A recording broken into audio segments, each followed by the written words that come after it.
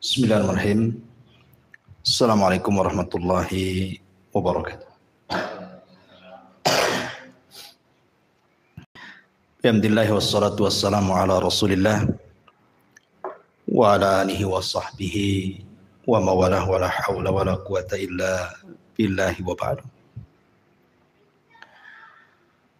Ma'asyiral muslimat, ibu-ibu yang dirahmati Allah Subhanahu wa taala. Alhamdulillah di siang hari ini kita bisa duduk untuk bertolabul ilmi kembali di tempat yang insya Allah diberkahi ini. Salawat dan salam kita hadiahkan kepada Rasul kita Nabi besar Muhammad sallallahu alaihi wa ala alihi wasallam. Bab yang kita akan kaji, kita lewat satu bab, kita masuk pada bab ke-40 tentang bahaya mengingkari nikmat-nikmat Allah Subhanahu wa taala. Di sini mu'allif rahimahullahu taala membawakan satu dalil dari Al-Qur'anul Karim.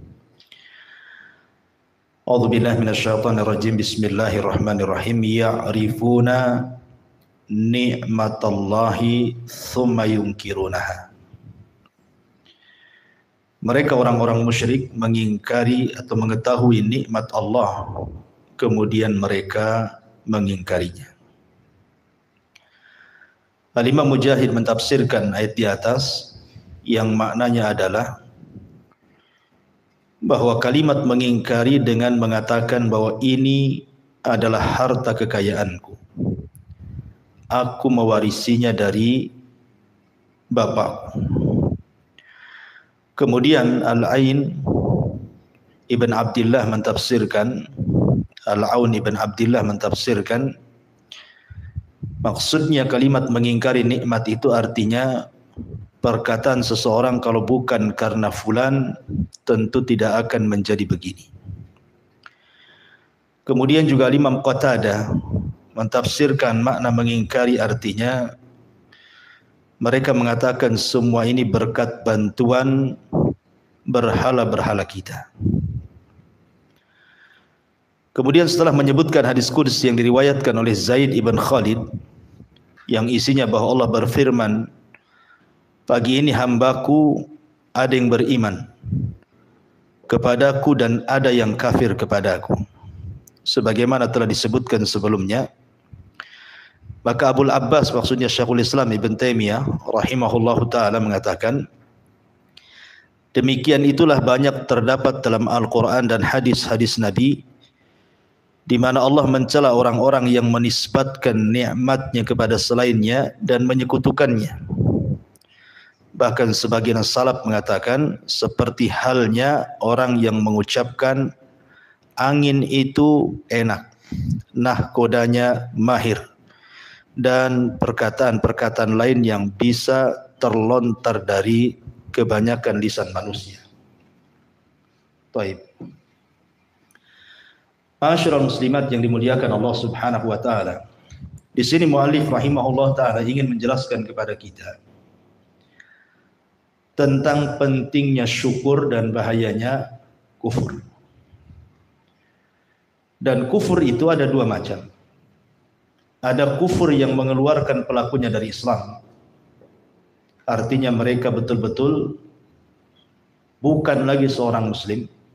Seperti contohnya kufur juhud. Kufur menentang. Menentang adanya Allah, menentang Rasul, menentang nama dan sifatnya, menentang ayat-ayat Al-Quran, dan begitu seterusnya. Maka ini kufur bisa mengeluarkan dari Islam. Dan di sana ada kufur nikmat. Kufur nikmat ini kebanyakan adalah terjerumus kepada kefasikan, tidak sampai mengeluarkan pelakunya dari Islam. Dan itulah umumnya orang bermaksiat kepada Allah Azza wa Jalla, orang berzina, minum khamar, membunuh, dan begitu seterusnya. Itu disebut kufur nikmat dan jatuhnya kepada dosa besar. Lah di antara kufur nikmat yang disebutkan oleh mu'alif di sini, ya'rifuna ni'matallah thumma yunkirunaha. Mereka mengetahui nikmat Allah kemudian mereka mengingkarinya. Sebagian para ulama mengatakan apa yang dimaksud nikmat Allah di sini? Ada yang mengatakan bahwa nikmat Allah di sini artinya adalah kedatangan Nabi sallallahu alaihi wasallam. Jadi datangnya Nabi sallallahu alaihi wasallam itu sebuah nikmat kepada manusia. Tetapi banyak orang-orang kafir jahiliyah di zaman itu mengingkarinya. Padahal mereka tahu bahwa dia seorang nabi dengan diperlihatkan banyak mukjizat di mata mereka. Atau orang-orang Yahudi Madinah yang mereka mengetahui bahwa dia seorang nabi karena tercantum dalam kitab-kitab mereka, tapi mereka tidak beriman. Padahal mereka tahu dia seorang nabi. Inilah makna ya'rifuna ni'matallah thumma yunkirunah. Mereka mengenal nikmat Allah diutusnya nabi, tetapi mereka mengingkarinya. Penafsiran yang kedua, ada yang mengatakan bahwa nikmat Allah di sini artinya Islam. Mereka mengenal nikmat Islam, kesempurnaan Islam, bahwa Islam adalah agama yang hak, Islam adalah agama satu-satunya yang diridhai oleh Allah Subhanahu wa taala, kemudian mereka mengingkarinya, kufur dengan Islam. Dan itu banyak, makanya Nabi sallallahu alaihi wasallam bersabda, tidak ada satupun Yahudi dan Nasrani yang mendengar kedatanganku kemudian tidak beriman, maka mereka termasuk ashabul jahim. Mereka akan dimasukkan ke dalam neraka jahim. Dan ini banyak di masyarakat. Orang-orang yang tidak kuat akidahnya kepada Islam, terkadang mereka berani murtad dan memilih harga yang murah dari dunia. Hanya karena perkawinan, kemudian mereka keluar dari Islam. Mereka tidak paham bahwa Islam itu nikmat yang sangat besar. Tapi jumhur mufassirin banyak yang mengatakan bahwa nikmat Allah di sini artinya semua yang Allah Subhanahu wa taala anugerahkan kepada kita. Apakah sifatnya bentuk kesenangan yang Allah anugerahkan kepada kita seperti harta, kemudian kekayaan, pangkat, jabatan, rumah, kendaraan, dan lain sebagainya. Ataupun nikmat dalam bentuk dia dihindarkan dari sesuatu yang sifatnya madarat bagi dia. Disembuhkan dari penyakit, dihilangkan dari kesulitan, dan begitu seterusnya, dimudahkan perkaranya. Maka ini semua nikmat Allah Subhanahu wa taala. Lah nikmat-nikmat ini harusnya disyukuri, bukan dikufuri. Karena ada sebagian manusia, mereka ketika mengkufuri nikmat Allah Azza wa Jal sampai jatuh ke taraf kekufuran. Kapan ketika mengingkari nikmat Allah itu jatuh kepada kekufuran?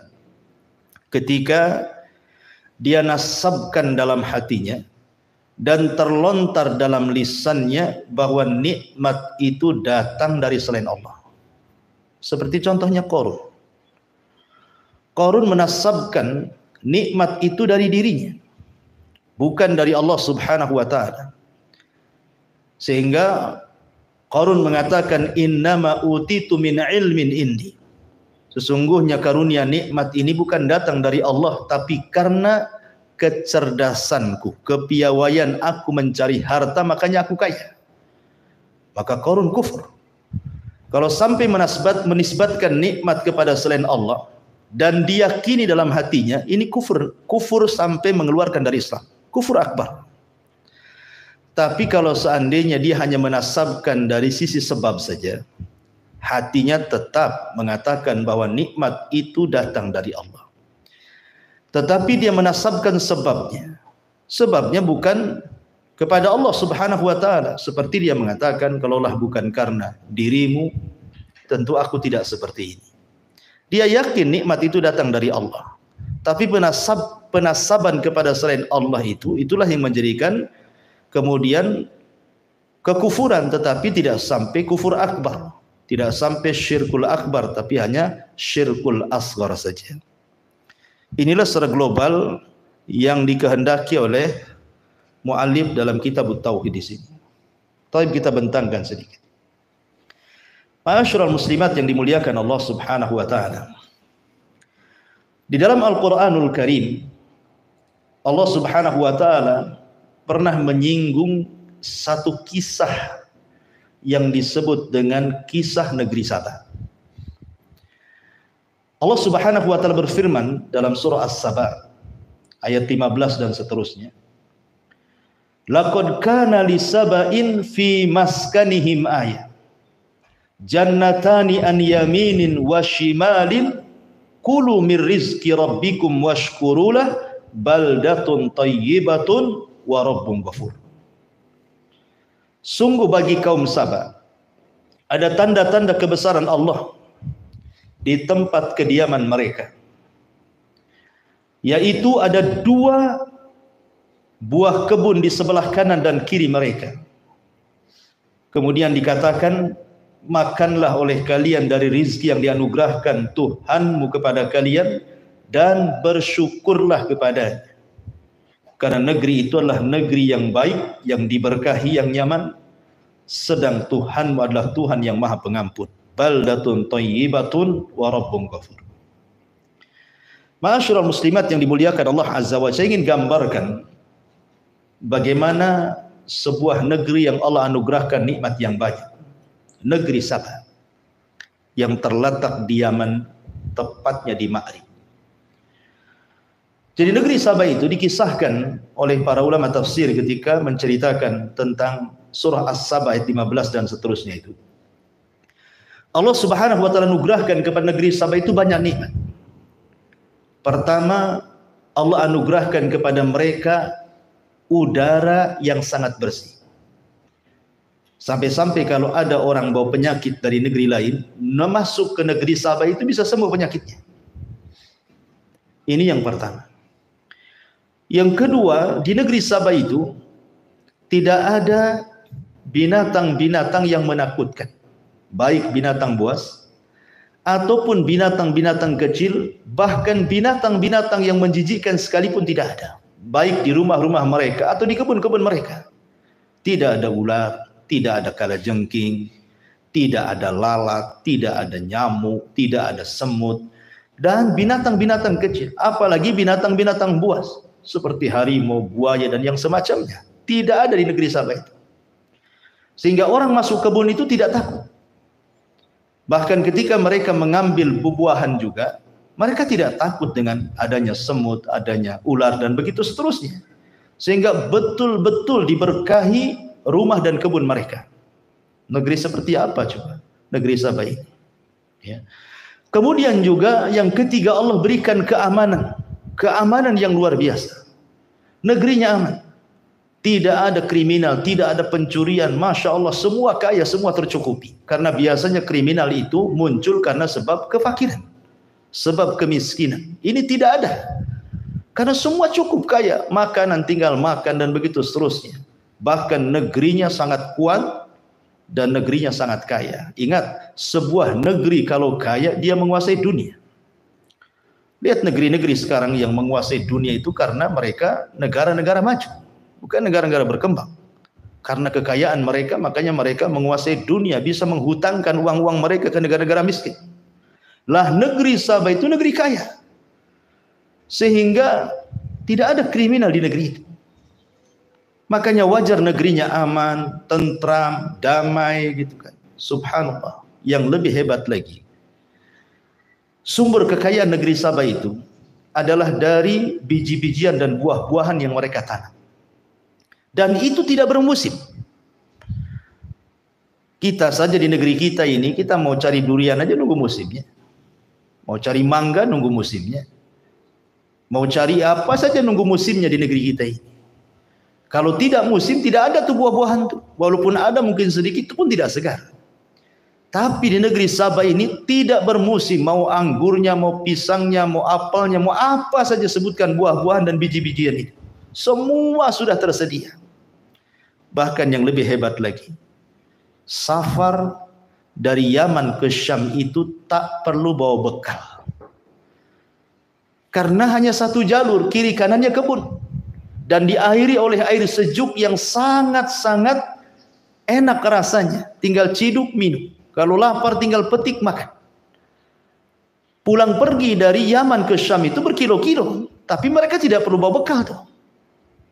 Dan tidak diganggu walaupun safar sendirian, walaupun dia perempuan. Tidak ada yang mengganggu sama sekali.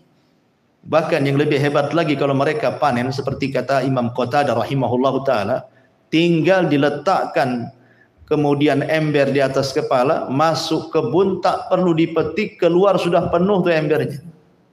Kita ini kalau mau metik buah kadang-kadang perang sama semut terang-terang dulu. Kalau zaman dulu tuh biasanya bawa abu tuh kalau untuk ngilangin semut di batang-batang tuh. Ya kalau sedikit, kalau banyak perang dulu sama semut gitu ya.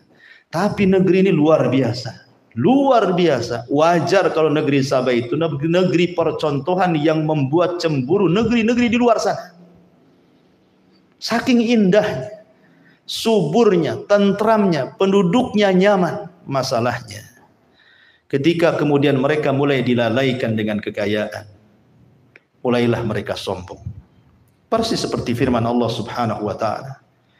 Kalla innal insana la yatgha an ra'ahus taghna.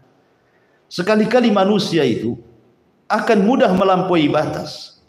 Muncul sombongnya, muncul takaburnya, muncul ujubnya ketika Allah bentangkan kekayaan kepadanya. Itulah yang dirasakan negeri Sabah.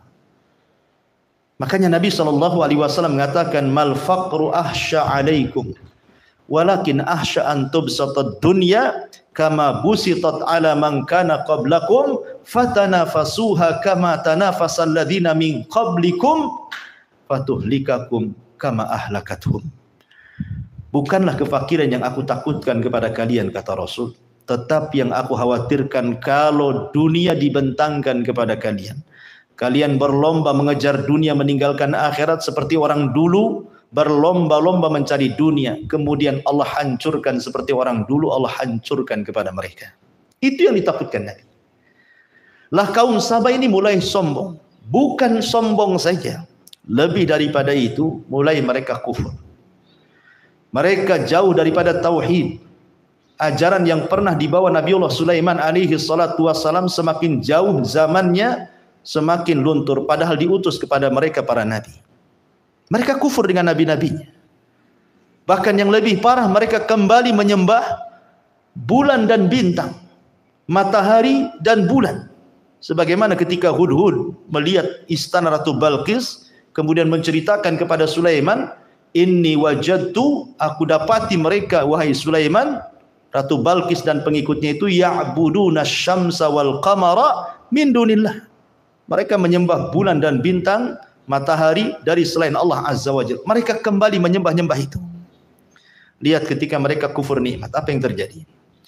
Maka Allah Subhanahu wa taala lanjutkan ayatnya, fa'aradu fa'arsalna 'alaihim sailal arid. Tetapi ketika mereka berpaling, tidak syukur nikmat, apa yang terjadi? Kami kirim kepada mereka banjir bandang yang sangat besar. Ada yang mengatakan bahwa sebab banjir ini karena kaum Sabah ini sudah terlena, Bu. Saking kayanya, biasa kan orang kaya itu terlena.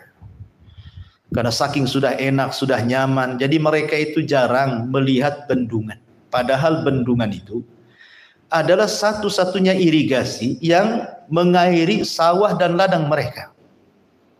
Jadi sudah dilupakan. Bahkan Allah lupakan mereka. Rupanya Allah kirim tikus-tikus sebesar kucing, kemudian menggerogoti bendungannya. Karena bendungan zaman dulu bukan kayak kita, pakai semen, pakai coran. Bendungan dulu ya pakai kayu gitu. Sehingga digerogotilah kayu-kayu itu.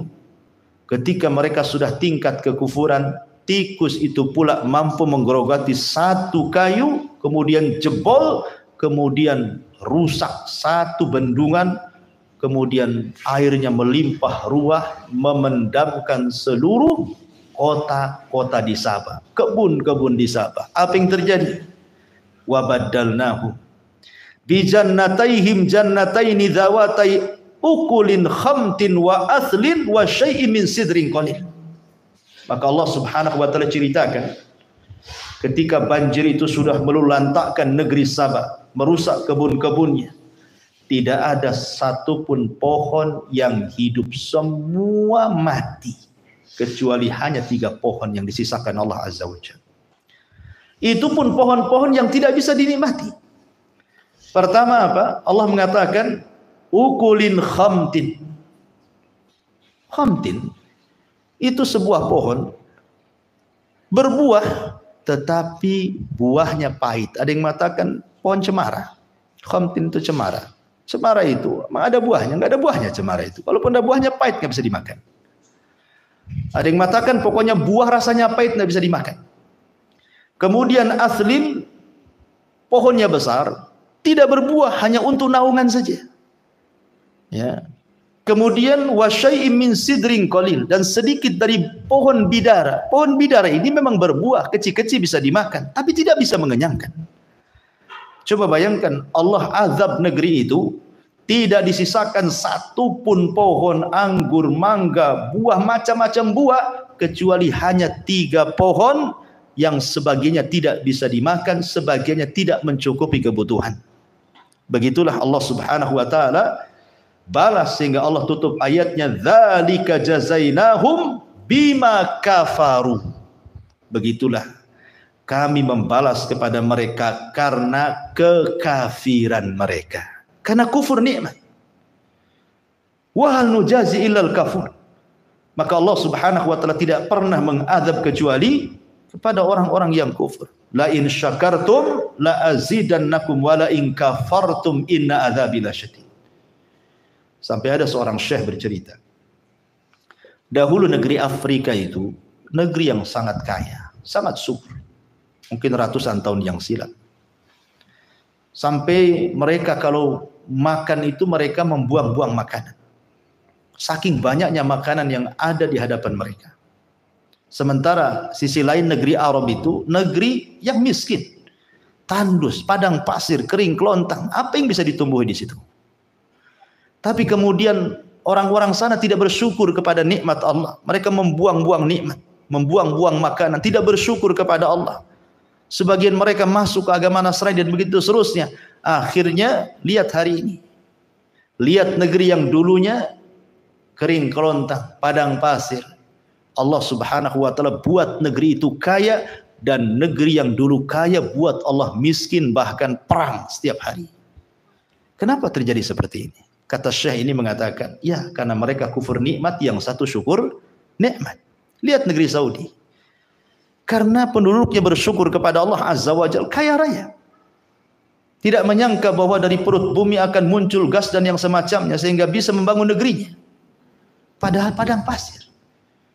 Itulah kalau Allah Subhanahu wa taala berkehendak, la in syakartum la azidannakum. Allah tambah nikmatnya.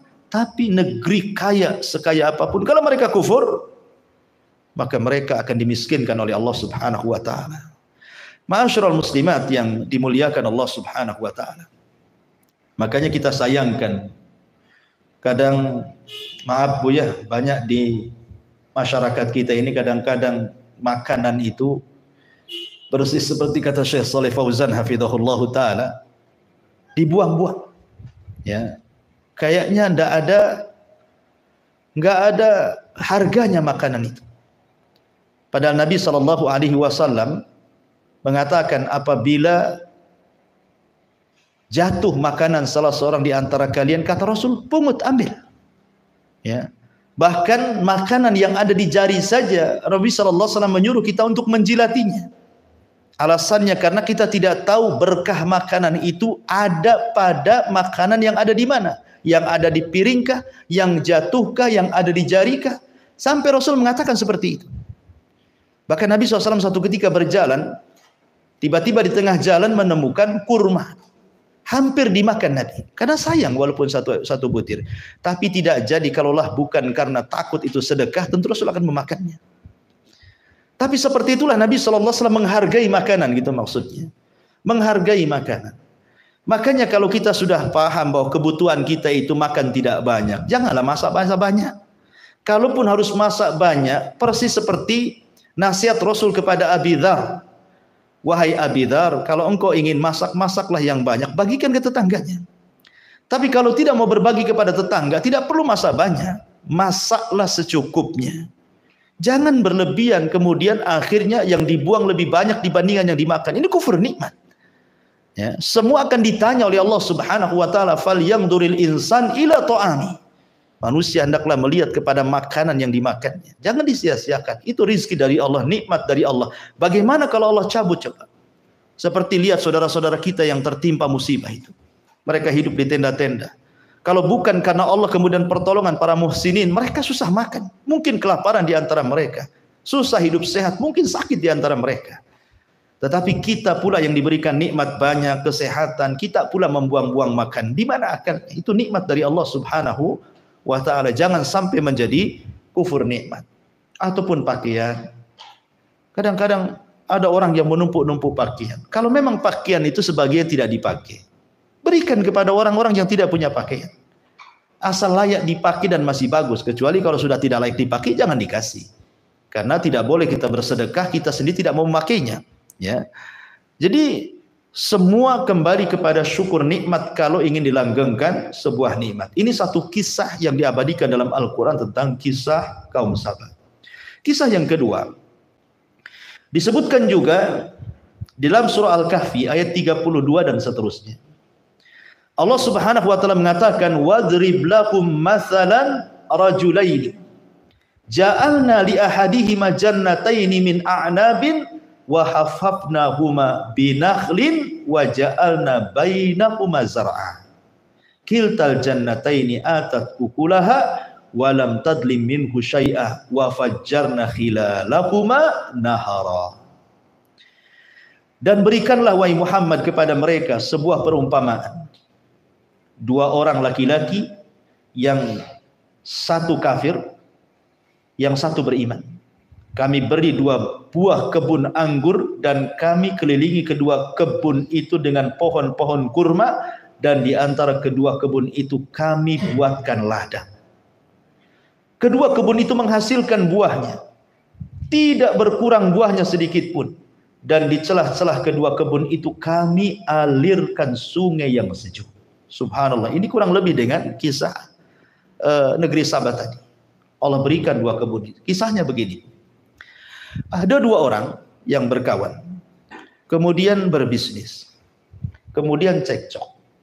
Karena biasanya orang yang berbisnis kalau lebih daripada satu orang biasanya ada masalah. Seperti Allah Subhanahu wa taala berfirman di dalam Al-Qur'an, "Wa inna katsiran minal khulata la yabghi ba'dukum ba'dha." Kebanyakan orang yang berserikat itu terkadang ada kezaliman satu dengan yang lainnya. Makanya banyak orang-orang yang tidak mau usaha itu berserikat, takut ada masalah gitu ya. Kecuali orang-orang yang dirahmati. Jadi akhirnya kemudian ada masalah, dibagi dua lah sahamnya, 50%, 50%. Lah yang satu ini setelah dibagi sahamnya dibelikan dua kebun. Dia belikan rumah. Dia gunakan untuk menikah dan begitu seterusnya. Yang satunya ini pula orang yang beriman. Tidak ada satupun uangnya kecuali disedekahkan semuanya. Semua disedekahkan sama dia. Ketika dengar saudaranya beli kebun, dia pun beli kebun tapi disedekahkan. Ketika saudaranya mendengar beli rumah, dia pun beli rumah disedekahkan. Ketika saudaranya digunakan untuk menikah, maka dia pun kemudian memerdekakan budak dan begitu seterusnya. Pokoknya yang satu itu betul-betul disedekahkan, yang satu pula poya-poya dengan kekayaan. Akhirnya Allah takdirkan yang kufur ini, dia belikan dua kebun. Allah buat kebun itu menjadi surga. Bagaimana tidak surga? Allah buat kebun anggur itu tidak bermusim. Kemudian dikelilingi sebagai pagar kebun itu pohon kurma. Kemudian dialiri air yang sangat jernih. Dan setiap hari dipetik hasilnya, kemudian dijual menguntungkan. Begitulah bertahun-tahun sampai akhirnya kaya raya. Kebunnya bertambah, anak buahnya bertambah, hartanya banyak luar biasa. Allah cukupkan kehidupannya. Yang satu yang orang yang beriman yang harta disedekahkan ini, akhirnya suatu ketika Allah uji dia menganggur. Dan ingin mencari pekerjaan. Dia teringat dengan kawannya yang dulu pernah menjadi serikatnya. Daripada dia mencari pekerjaan ke orang lain, nah dia cobalah datang ke kawan yang sudah kaya ini. Boleh jadi ada pekerjaan, ya cukuplah untuk makan dia dan keluarganya. Tetapi ketika dia melamar kerja, bukannya diterima, tetapi malah dihardik, dicaci, dimaki, dibodoh-bodohkan. Bodoh kamu, dulu punya harta, kenapa tidak seperti aku? Dan begitu seterusnya. Pokoknya intinya dia sombong kepada kawannya. Akhirnya dia mengatakan, lihat kesombongannya. Faqala li sahibihi wa huwa yuhawiru ana aktsaru minka malan wa a'azzu nafar. Dia mengatakan kepada kawannya yang baik, yang beriman itu, lihat hartaku banyak. Mana harta? Lihat sekarang pekerjaku banyak, mana pekerja? Pokoknya betul-betul direndahkan. Seolah-olah kemuliaan itu ada pada harta dan keinahan itu ada pada kefakiran. Salah. Harta itu bukan menunjukkan mulia dan miskin itu bukan menunjukkan hina. Tidak. Kaya dan fakir itu sama saja. Dua-duanya ujian dari Allah Subhanahu wa ta'ala. Anda kaya, ujian. Anda miskin, ujian. Bahkan kaya terkadang ujian lebih berat dibandingkan orang miskin. Karena soalannya akan dua. Min aina iktasabahu wa fima anfaqahu. Dari mana kau dapat, kemana kau belanjakan. Jadi kemudian setelah itu dia pun mulai mengingkari nikmat Allah Azza wa Jalla dan mengatakan wa ma'adunnu sa'ata qa'imah wa la in rudidtu ila rabbi la ajidanna khairan minha munqalaba, kata dia. Aku kira hari kiamat itu tidak akan datang. Mulai mengingkari kiamat. Maknanya kalau saya sudah kaya tidak mungkin saya mati. Persis seperti firman Allah Azza wa Jalla, jama'a mala wa addada yahsabu anna malahu akhlada. Kalau orang sudah mengumpulkan harta, lupa diri bahwa umurnya sudah dekat, dia merasa dia hidup kekal selamanya. Kenapa? Kalau sakit kan saya punya uang banyak, bisa ke Singapura, bisa ke Australia, bisa ke Amerika, bisa ke mana, bisa ke Cina sana kan itu. Dikiranya kematian bisa ditangkal dengan operasi mungkin menurut dia gitu. Tidak bisa. Orang kaya itu dilupakan dengan kematian. Betapa banyak orang-orang kaya yang mati mendadak. Berapa banyak orang-orang kaya yang kena musibah tanpa pengetahuan dia atau mati saja. Ya. Dia mulai mengingkari bahwa dia akan mati, dia tidak mengakui bahwa dia akan mati, tidak akan ada kiamat katanya. Kalaupun kata dia, seandainya pun ada kiamat aku mati kata dia. Pasti aku akan dikembalikan kepada Tuhanku dan pasti kelak di akhirat aku mendapatkan tempat yang jauh lebih baik daripada ini. Dia sangka bahwa harta itu tanda kemuliaan. Persis seperti Allah mengatakan, Rabbi akraman. Rabbku telah memuliakan aku, katanya. Jadi kalau di dunia saja Allah muliakan dengan kekayaan, mau di akhirat lebih lagi lah dimuliakan, kata dia. Ya, dia mengatakan seperti itu, mulai kufur dia. Dia menyangka dia akan selamat dunia akhirat. Tetapi ini kawannya yang baik ini berusaha menasihati. Qala lahu sahib wa huwa yuhawiru. Akafarta billadzi khalaqaka min turabin summa min nutfatin summa sawwaka rajula. Kamu jangan ingkar kepada Tuhan yang telah menciptakan engkau dari tanah, kemudian dari setetes mani, lalu dia menjadikan engkau seorang laki-laki yang sempurna. Jangan kufur. Artinya apa yang disombongkan dengan kamu? Kamu loh keluar dari tempat najis, engkau pun membawa najis, dan engkau akan menjadi bangkai dan tidak ada orang mendekati.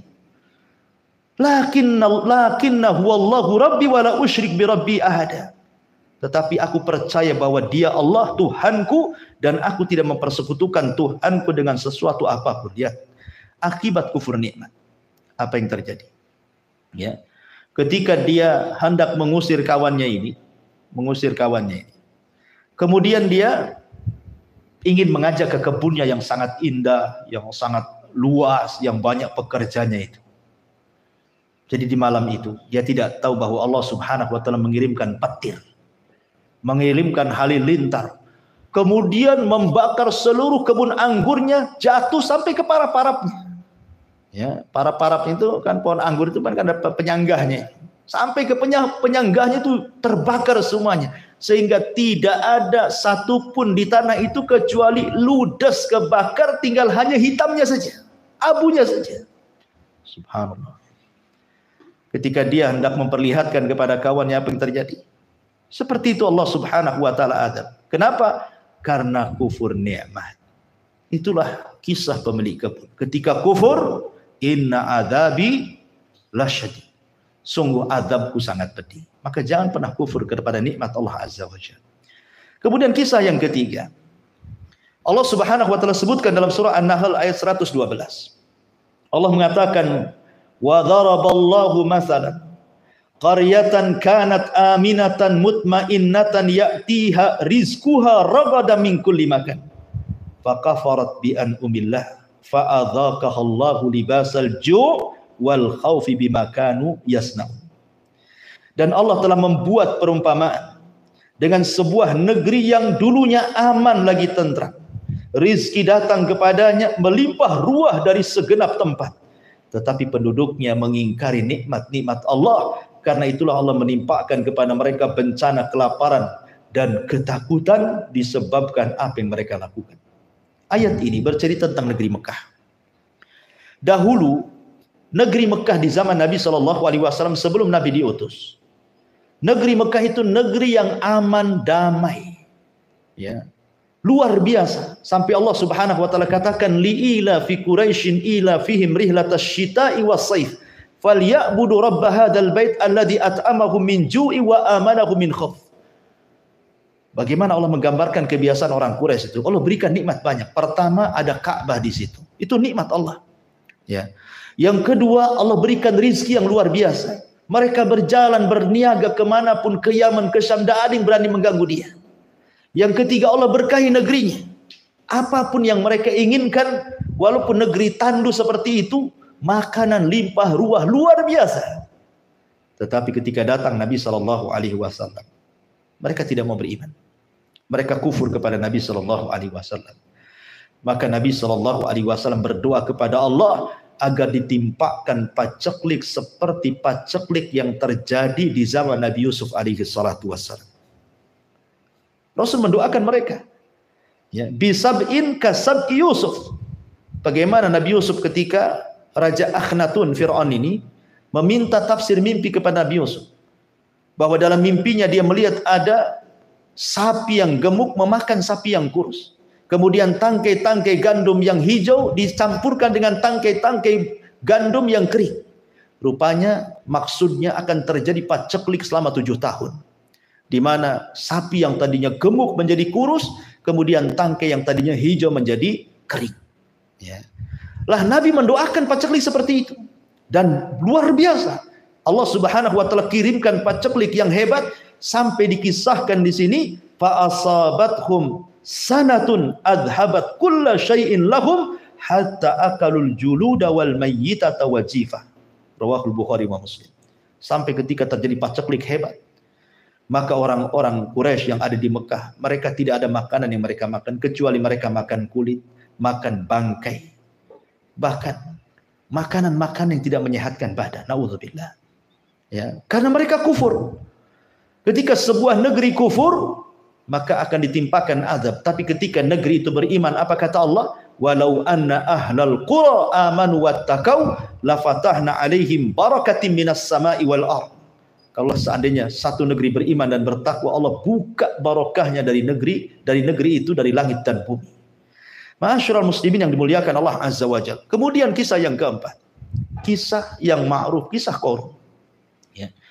Allah Subhanahu wa taala mengatakan di dalam Al-Qur'an, "Inna Qarun kana min qaumi Musa. Fabagha 'alaihim wa atainahu minal kunuz ma inna mafatihahu latanu bil usbati ulil quwwah id qala lahu qaumuhu la tafrah innallaha la yuhibbul farihin." Sesungguhnya Qarun termasuk kaum Musa. Ada yang mengatakan Qarun itu ulamanya Bani Israel. Dia disebut munawwir karena dia bercahaya wajahnya. Kalau membaca Taurat saking indahnya disebut munawwir. Tetapi kemudian dia bagha, melampaui batas. Ketika Allah berikan kekayaan banyak. Kalla innal insana la yatgha. Jadi bagha dia, melampaui batas. Padahal kekayaan itu datang dari Allah. Dan wasilahnya adalah Nabi Musa alaihi salatu wassalam mengajarkan kepada Qarun doa, mengenal Ismul A'zam. Akhirnya Allah buka kekayaan kepada Qarun. Sampai-sampai Allah Subhanahu wa taala katakan, Sesungguhnya Qarun termasuk kaum Nabi Musa, tetapi dia berlaku zalim terhadap mereka, dan kami telah anugerahkan kepadanya pembendaraan harta yang kunci-kuncinya saja sungguh berat dipikul oleh sejumlah orang-orang kuat. Baru kuncinya, belum gemboknya, belum pintunya, cemana pula gudangnya, kan itu ya. Luar biasa si Qarun ini. Ya. Sampai-sampai orang-orang bijak, orang-orang yang beriman ngasih nasihat. Qarun, janganlah engkau terlampau bangga, karena Allah tidak suka dengan orang yang membanggakan diri. Kemudian dinasihati lagi, wabtaghi fima ataqallah darul akhirah wala tansa nasibaka minad dunya. Hai Qarun, carilah pahala negeri akhirat dengan apa yang telah dianugerahkan Allah kepadamu, tetapi jangan kau lupa bagianmu di dunia. Wa ahsin kama ahsanallahu ilaik. Berbuat baiklah kepada manusia karena Allah sudah berbuat baik kepada kamu. Sedekah, infak, zakat itu maksudnya. Wala tabkil fasada fil ardh. Innallaha la yuhibbul mufsidin. Jangan buat kerusakan, jangan sombong, jangan congkak. Karena Allah tidak suka dengan orang-orang yang merusak. Suatu ketika Qarun ini datang petugas zakat dari Nabi Musa. Tiba-tiba Qarun mengusir petugas zakat dan mengatakan, qala innama utituhu min ilmin indi. Enak saja kau ambil harta. Ini harta hasil jerih payah. Ini harta semata-mata karena ilmu yang aku punya. Ini bukan harta dari Tuhannya Musa. Dia kufur dengan Allah Subhanahu wa taala. Alam ya'lam annallaha qad ahlaka min qablihi minal qurun man huwa asyaddu minhu quwwa wa aktsaru jam'a wala yas'al an dzunubihimul mujrim. Qarun tidak paham bahwa sebelumnya Allah sudah menghancurkan umat-umat yang jauh lebih hebat dibandingkan Qarun, lebih kuat dibandingkan Qarun. Lihat kaum Ad Allah hancurkan, lihat kaum Samud Allah hancurkan. Qarun tidak sadar itu, bahwa sehebat apapun Anda, hartanya sebanyak apapun, jabatannya setinggi apapun, orang-orang dulu juga pernah mengalami itu dan Allah hancurkan semuanya. Karena itu perkara-perkara fana, perkara itu tidak mungkin kekal. Ya, ma indallahi baq wa ma indakum tanfud. Apa yang di sisi Allah itulah yang kekal, apa yang di sisi kalian itulah yang akan hilang. Jadi suatu ketika Qarun ini keluar, menampakkan kekayaannya, perhiasannya dipakai semuanya, kemudian kekayaannya dikeluarkan semuanya, iring-iringan. Orang-orang yang mereka terfitnah dengan Qarun, mereka mengatakan, ya laitalana mislama utiya Qarun. Duhai kiranya kalau aku seperti si Qarun, enak kali katanya. Terkadang orang-orang miskin yang tidak beriman itu pikirannya ingin kaya. Enak kali dia kaya ya, dia bisa maksiat, dia bisa jalan-jalan biasa begini. Itu setan yang ngomong sebenarnya. Tetapi orang-orang yang beriman tidak mengatakan seperti itu. Wailakum thawabullah khairan liman amana wa amila salihan wa la yulaqqaha illa sabirun. Orang-orang yang beriman mengatakan, celaka kalian. Ketahuilah pahala Allah lebih baik bagi orang-orang yang beriman dan yang mengerjakan kebaikan, dan pahala besar itu hanya diperoleh orang-orang yang sabar. Akhirnya suatu ketika Qarun ini memuncak kesombongannya. Bukan hanya sombong, harta itu dinasabkan kepada dirinya, sombong, menolak zakat, mulai dia menghina Musa alaihi salatu wassalam dan membuat makar kepada Musa. Maka Allah Subhanahu wa taala ketika melihat kekufuran nikmat Qarun, Allah katakan, fa khasafna bihi wa bidarihil arda fama kana lahu min fi'atin yansuruna min dunillahi wa ma kana minal muntasirin. Maka kami benamkan Qarun bersama rumahnya ke dalam bumi, maka tidak ada baginya satu golongan pun yang akan menolongnya selain Allah, dan dia tidak termasuk orang-orang yang mampu membela diri di hadapan Allah. Subhanallah. Ya. Dan kisah yang terakhir dari hadis Nabi SAW.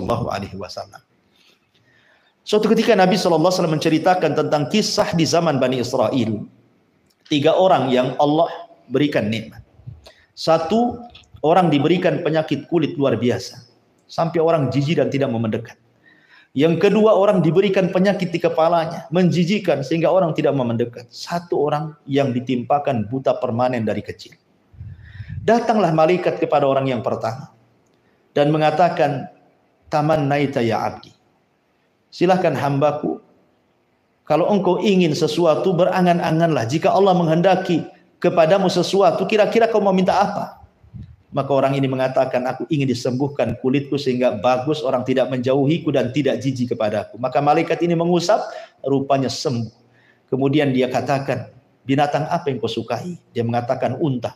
Maka diberikan unta bunting. Usyarah, yang buntingnya 10 bulan siap melahirkan. Kemudian datang ke orang kedua malaikat ini. Wahai hamba Allah, kalau engkau berkeinginan kepada Allah dan Allah kabulkan keinginanmu, kira-kira kau minta apa? Dia mengatakan ingin disembuhkan penyakit botakku katanya. Dan penyakit di kepalaku. Dan agar Allah menumbuhkan rambut yang indah supaya manusia tidak jijik dan memujiku. Diusaplah kepalanya. Sembuh penyakitnya, tumbuh rambutnya, indah, manusia pun suka memandangnya. Kemudian dikatakan, kalau engkau dari binatang suka apa? Dia mengatakan suka sapi. Dikasihlah sapi betina yang sedang bunting yang hampir melahirkan. Kemudian malaikat datang ke orang buta. Sama pertanyaannya. Wahai hamba Allah, kalau engkau bercita-cita, berangan-angan, Allah memberikan sesuatu kepadamu, kau ingin apa? Dia mengatakan, ingin sembuh pandanganku, supaya aku bisa melihat kekuasaan Allah. Akhirnya kemudian diusap matanya, sembuh pula. Kemudian malaikat mengatakan, binatang apa yang kau suka? Dia mengatakan kambing. Maka dikasihlah kambing yang bunting. Malaikat pergi. Kemudian seiringnya waktu, unta yang bunting melahirkan. Rupanya melahirkan 2 anak unta, jantan dan betina. Yang sapi juga sama, melahirkan jantan dan betina. Yang kambing juga sama, melahirkan jantan dan betina. Akhirnya diberkahilah hewan-hewan ini. Berkembang untanya, berkembang sapinya, berkembang kambingnya. Sehingga sampai 1 lembah penuh menjadi orang kaya. Karena kekayaan itu diukur di zaman itu adalah dengan ternak. Ya. Sehingga kemudian malaikat ingin menguji. Diperintahkan Allah uji mereka. Syukur atau kufur. Akhirnya kemudian datanglah kepada orang yang penyakitnya, kulitnya sudah disembuhkan dan sekarang sudah jadi juragan unta karena untanya sudah 1 lembah. Malaikat ini membentuk dirinya seperti orang ini dulu terkena penyakit. Malaikat ini membentuk orang yang terkena penyakit kulit. Maksudnya mengingatkan bahwa dia dulu seperti itu. Ya. Kemudian dia meminta zakatnya. Berikanlah 1 unta, untamu kan banyak. Maka dia pun mengatakan, sesungguhnya harta ini adalah warisan nenek moyangku, bapakku. Ya, kau tidak berhak mengambilnya. Malaikat ini mengatakan, bukankah itu adalah pemberian Allah? Dia mengingkari, bukan, ini harta dari warisan bapakku katanya. Kemudian dia mengatakan, kalau engkau dusta, maka Allah akan kembalikan penyakitmu dan Allah akan miskinkan kembali kamu. Akhirnya karena dia berdusta, maka Allah kembalikan penyakitnya dan Allah miskinkan lagi. Kemudian datang ke orang kedua pun sama jawabannya. Akhirnya Allah miskinkan dan Allah kembalikan penyakit botaknya itu. Kecuali yang ketiga. Ketika datang kepada orang buta ini mengatakan, kalau engkau ingin kambing, jangan 1 ekor, 1 lembah pun aku kasih. Karena aku sudah bersyukur dengan melihatku, aku bisa melihat kekuasaan Allah Subhanahu wa ta'ala. Malaikat ini mengatakan, sungguh aku malaikat yang diutus Allah, bahwa engkau termasuk hamba Allah yang bersyukur, maka penyakitmu tidak akan dikembalikan dan kekayaanmu akan semakin bertambah. La in syakartum la azidannakum wa la in kafartum inna adzabi lasyadid. Maka dari kisah-kisah ini kita tahu, ibu yang dimuliakan Allah Subhanahu wa taala, bahwa syukur nikmat itu adalah satu bagian daripada melanggengkan nikmat. Kufur nikmat itu terbalik, bisa menghilangkan seseorang itu nikmat Allah Subhanahu wa taala. Pertanyaannya, masyarul muslimat yang dimuliakan Allah Subhanahu wa taala, bagaimana caranya seseorang itu bersyukur kepada Allah Azza wa Jalla? Gimana sih caranya supaya nikmat itu tetap dilanggengkan oleh Allah Subhanahu wa taala? Yang pertama, bertakwalah kepada Allah dan beramal dengan ketaatan. Karena Allah yang mengatakan dalam surah Ali Imran 123, "Walaqad nasarakumullahu bi Badrin wa antum adillah fattaqullaha la'allakum tashkurun." Dan sungguh Allah telah menolong kalian di perang Badar. Dulu kalian hina, sekarang kalian mulia, maka bertakwalah kepada Allah agar kalian menjadi hamba yang bersyukur. Ini yang pertama. Yang kedua, qanaahlah. Qanaah itu artinya redha dengan pemberian Allah. Sedikit alhamdulillah, banyak pun alhamdulillah. Sedikit alhamdulillah, banyak pun alhamdulillah. Ini yang kedua. Yang ketiga, bil muqabil. Ya. Artinya dengan kalau kita diberikan nikmat, maka kebalikannya kita bersyukur itu dengan cara apa? Keluarkan harta kita. Entah dalam bentuk zakat yang merupakan kewajiban, entah dalam bentuk sedekah, entah dalam bentuk infak, dan begitu seterusnya, supaya tetap nikmat kita dan bertambah. Kemudian yang keempat, salat duha. Ini juga disebutkan dalam hadis Nabi sallallahu alaihi wasallam dari hadis Abi Dzar radhiyallahu an, yusbihu ala kulli sulama min ahadikum sadaqah. Wa kullu tasbihatin sadaqah wa kullu tahmidatin sadaqah wa kullu tahlilatin sadaqah wa kullu takbiratin sadaqah wa amru bil ma'ruf sadaqah wa nahyun 'anil munkar sadaqah wa yujzi'u min dzalika rak'atani yarka'uhuma minad duha. Rawahul Bukhari wa Muslim. Setiap pagi anggota badan ini harus mengeluarkan sedekah. Setiap tasbih sedekah, setiap tahmid sedekah, setiap tahlil sedekah, setiap takbir sedekah, mengajak kepada kebaikan sedekah, mencegah dari kemungkaran sedekah. Dan itu tidak perlu dilakukan, cukup dengan 2 rakaat duha sudah mewakili semuanya. Maka banyak-banyaklah salat duha. Kemudian yang nomor 5, banyak-banyaklah sujud syukur. Karena Nabi sallallahu alaihi wasallam apabila datang perkara yang menyenangkan beliau, sajidan syakiran lillah, maka beliau sujud bersyukur kepada Allah Subhanahu wa taala. Kemudian yang nomor 6, jangan lupa berdoa. Berdoa kepada Allah Subhanahu wa taala. Doanya seperti apa? Seperti yang diajarkan Rasul. Allahumma inni ala dzikrika wa syukrika wa husni ibadatik. Ya Allah, tolonglah aku agar bisa mengingat kamu, bersyukur kepadamu, dan memperbaiki ibadah kepadamu.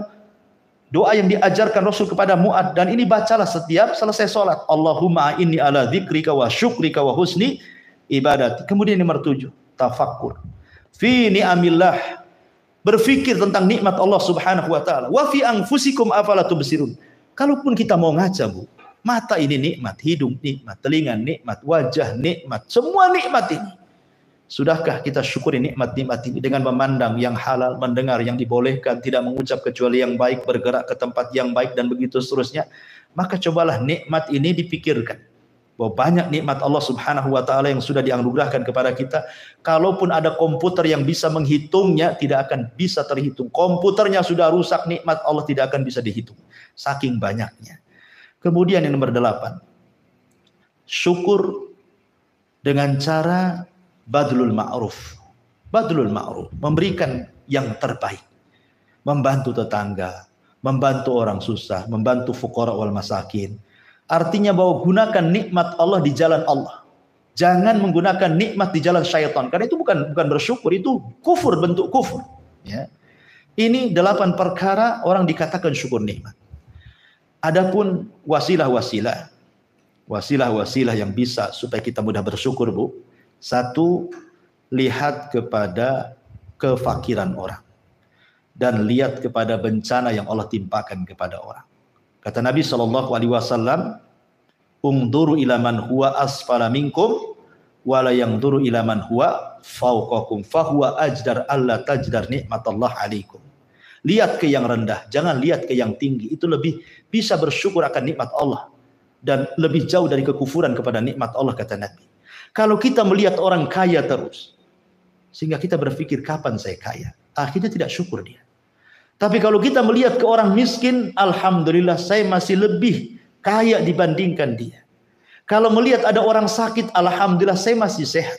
Kalau ada orang lihat lumpuh, alhamdulillah saya masih bisa berjalan. Kalau ada umpamanya orang rumahnya kebakaran, alhamdulillah rumah saya masih tidak terbakar. Dan begitu seterusnya. Lihat kepada bala orang dan lihat kepada kefakiran orang. Ini yang pertama, supaya bisa bersyukur. Ya. Kemudian yang kedua, ma'rifatu annal insan bimanzilatil abdil ma'luk li sayyidihi. Jadikan kita ini hamba kepada Allah. Jadikan kita ini hamba kepada Allah. Kita ini tidak punya apa-apa. Kita ini milik Allah Subhanahu wa taala. Karena kebaikan Allah lah Allah kasih rumah, Allah kasih kendaraan, Allah kasih pasangan, Allah kasih anak, semuanya. Coba kalau seandainya Allah takdirkan kita tidak diberikan apa-apa, apa yang terjadi dengan kita coba? Makanya ingat bahwa kita ini hamba, di sana ada Tuhan yang berikan nikmat kepada Allah Azza wa Jalla. Kemudian yang nomor 3, al-intifa bin ni'ami. Kemudian wa adamu kanziha. Manfaatkan nikmat itu, jangan suka disimpan-simpan. Betapa banyak sekarang orang-orang kaya, subhanallah, ATM-nya triliunan, miliar. Sampai dia mati tidak ada yang keluar tuh uang tuh.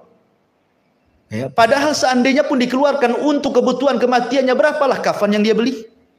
Berapalah kuburan yang ia beli? Berapalah orang-orang yang mengantar yang dia beri, padahal uangnya triliunan tuh ngapain disimpan itu coba? Ada sebagian orang justru sama sekali gitu ya, tidak disimpan betul, tetapi dibuat hura-hura. Jadi nabung-nabung setiap tahunnya untuk jalan kemana nih? Mau kemana nih? Ke daerah mana? Ke negeri mana nih? Setiap tahun hanya untuk itu saja. Padahal kalau seandainya uang itu diberikan kepada fuqara wal masakin lebih manfaat. Ya, subhanallah. Kemudian zikrullahi azza wa jalla. Banyak-banyaklah ingat Allah subhanahu wa ta'ala. Karena Allah mengatakan dalam surah Al-Isra, innahu kana abdan syakura. Innahu kana abdan syakura. Sungguhnya Nabi SAW adalah hamba yang suka bersyukur, suka mengingat Allah subhanahu wa ta'ala. Makanya ketika Rasul sholat malam bengkak-bengkak kakinya, kemudian Aisyah menyuruh untuk beristirahat, kata Rasul, afala akunu abdan syakura. Salahkah saya menjadi hamba yang bersyukur? Kemudian tawadhu. Walaupun sekaya apapun, rendah dirilah. Lihat Utsman, kenapa dicintai orang-orang jahiliyah, dicintai orang Islam? Karena jarang orang kaya tawadhu. Kebanyakan orang kaya itu kibar, sombong. Tawadhu. Ya, kekayaan itu hanya pemberian dari Allah. Kalau Allah mau, Allah bisa cabut. Sama aja ada dengan orang miskin. Maka rendah dirilah dengan manusia. Jangan sombong dengan kekayaan itu. Nanti kalau sombong, Allah tenggelamkan Anda dan harta-harta Anda seperti Qarun dalam cerita Al-Quran. Kemudian yang nomor 6, syuhud masyhadat taksir fi syukri. Cobalah seseorang berusaha untuk at-taksir, sederhana, ya, supaya bisa bersyukur kepada Allah subhanahu wa ta'ala. Jangan seseorang itu menampakkan pamer bahasa kitanya. Memang ada ayat yang mengatakan fabi ni'mati rabbika fahaddits. Dengan nikmat itu tampakkan, tapi bukan untuk dipamerkan, bukan untuk kaya-kayaan, bukan. Hanya untuk mensyukuri nikmat Allah. Saya punya uang bisa beli sandal, ya saya beli sandal. Saya punya uang bisa beli baju, ya saya beli baju, dan begitu seterusnya. Bukan karena kebanggaan. Beli tas bermerek-merek kemudian dipajang-pajang, itu tuh apa tuh? Ya. Jadi begitulah caranya supaya wasilah-wasilah bisa syukur. Termasuk juga mujahadatus syaitan. Keras melawan setan, sungguh-sungguh melawan setan. Dengan cara isti'adah, meminta perlindungan kepada Allah, karena setan ini yang kemudian menjadikan kita akhirnya menghambur-hamburkan harta. Makanya Allah mengatakan innal mubadzirina kanu ikhwana syaitan. Orang-orang yang menghambur-hamburkan harta itu termasuk kawan-kawan setan, berlindung dari setan. Termasuk juga tarku mukhalatati ahlil ghaflah. Tinggalkan berkawan dengan orang-orang yang lalai berzikir.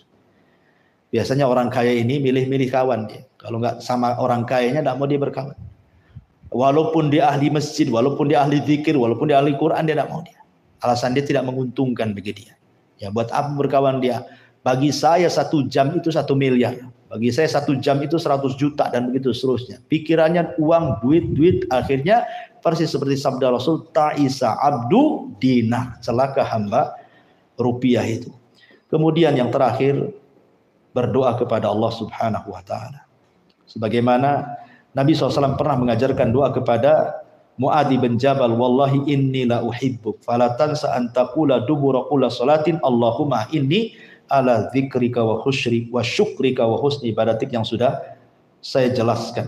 Kemudian pembahasan yang terakhir ini sebagai penutup, bahwa takutlah kalau sekiranya kita tidak bisa mensyukuri nikmat Allah.